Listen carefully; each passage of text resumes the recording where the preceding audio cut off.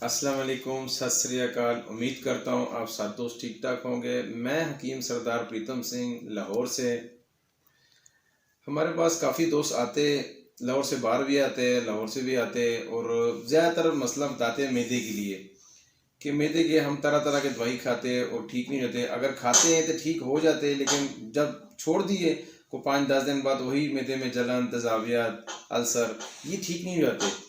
तो कई लोगों का तो उठना बैठना ठीक नहीं है, 12-1 बजे सोते थे, 12-1 बजे सुबह उठते, ये भी प्रॉब्लम है। और कई लोगों के खुराक नहीं ठीक, मतलब खुराक सुबह इन्होंने 12 बजे नाश्ता करना है तो वो किस चीज़ का नाश्ता हो गया।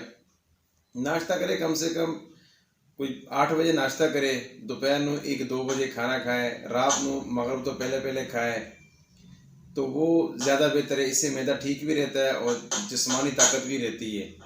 कई लोग दवाइयों पे इस तरह आदत है, कोई ओमेगा खाता है, कोई मेप्राजोल खाते हैं, कोई मैदे के तरह तरह की दवाइयाँ खाते हैं, तो इसकी वजह से भी डिस्टर्ब है। तो थोड़ा सा अपना खुराक वगैरह ठीक रखो और उठना बैठना अपना ठीक रखो। और ज़्यादातर लोग बैठते हैं, बैठने की वजह से भी मैदा ख़राब हो जाता है। तो एक्सरसाइज लाजमी करो, एक्सरसाइज ना छोड़ो। डेली अपने जिस्मानी हिस्से के लिए कुछ 10 मिनट 15 मिनट लाजमी निकालो, एक्सरसाइज ज़रूर करो। एक्सरसाइज से ये होता है कि जिस्म भी एक्टिवेट रहता है और जिस्मानी ताकत भी ठीक रहता है और मैदा भी ठीक रहता है।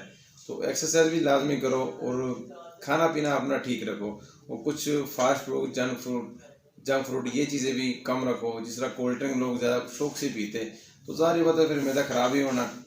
कहते हम दवाई खाते तो ठीक हो जाते, दवाई नहीं खाते फिर वही हाल हो जाता है। तो थोड़ा सा अपने जो ज़िंदगी अपनी तरीके ना निभाओ। कई लोग अगर मिसाल तौर पर सुबह नाश्ता कर लिया तो नाल ही बिरयानी है तो चलो जी बिरयानी भी खा लिया। ये तो नहीं कि बस हर चीज़ खा लिया। हर खाने में कम से कम 4 से 5 घंटे, 5.5 घंटे टाइम होना चाहिए। अगर सुबह 8 बजे नाश्ता कर लिया तो आपको 1 बजे खाना खाना चाहिए, कम से कम 6 घंटे होने चाहिए। दरमियान में कोई फल शल खा लिया तो उसका नो प्रॉब्लम, कोई मसला नहीं है।